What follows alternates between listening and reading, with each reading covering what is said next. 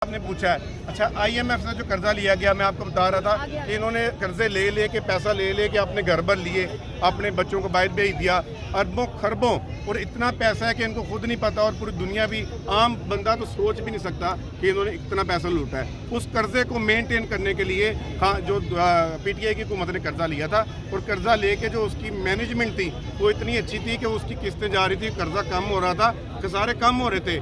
और ये 2 साल के 3.5 साल हुकूमत रही है PTI की, इसमें से आप 2 साल कोविड के निकाल दें और बाकी के तरक्याती काम देख लें, एहसास प्रोग्राम देख लें, सेहत कार्ड देख लें, ये तो ये इनकी पूरी की पूरी नस्लें मिलके भी सेहत कार्ड जैसा प्रोग्राम नहीं ला सकती। और इन्होंने कितनी कोशिश की है कि सेहत कार्ड को बंद किया जाए, लेकिन इनके बस की बात नहीं है किसी वक्त उसको बंद कर दें। आम आदमी को उसको कितना रिलीफ मिल रहा है। ये कर्जा अगर खान साहब को इसीलिए हुकूमत नहीं पूरी करने दी गई, उनको नजर आ रहा था, हम ये नारा लगा चुके थे, आम पब्लिक में बच्चा ये कह रहा था कि अगली बारी इमरान खान की होगी 2023 में इंशाल्लाह इमरान खान 2 तारीख से इनको नजर आ गया था कि इनकी पॉलिसी जो हुकूमत और जो पार्टी और जो मैनेजमेंट कोविड जैसी वबा को बर्दाश्त कर सकती है।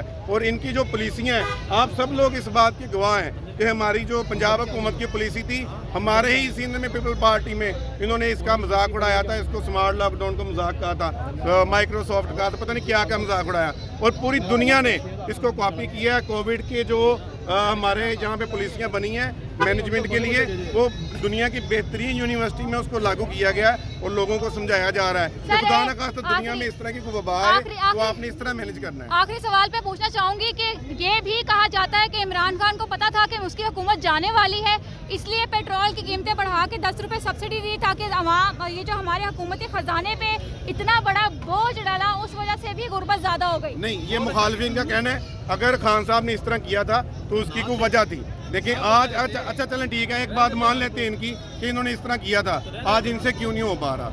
ये IMF का वफद आया हुआ है, इन्होंने कौन सी ऐसी जो चीज़ है जो उनको पेश ना की हो, कैसे उनके बूट नहीं चाटे होंगे, कैसे उनकी मिन्नतें नहीं की होंगी कि हमारी बात मानी जाए, लेकिन इनके पास के बात नहीं है। चले ठीक है, मान लिया इमरान खान ने ऐसा किया, ये करके दिखाएं, आवाम को रिलीफ दें।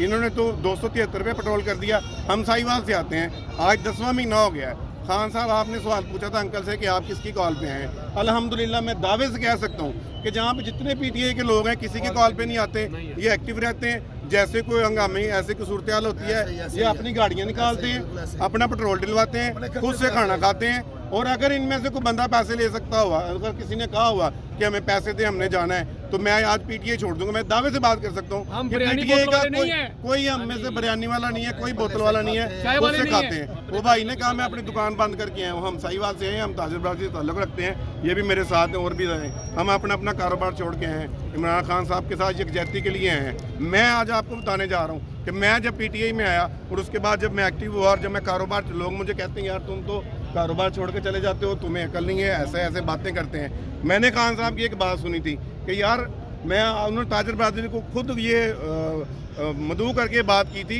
कि आप लोग निकलते नहीं हैं अपने हक के लिए, अपनी दुकान पे बैठ के आप लोग रोते रहते हैं, बात करते रहते हैं, महंगाई हो गई, ऐसा हो गया।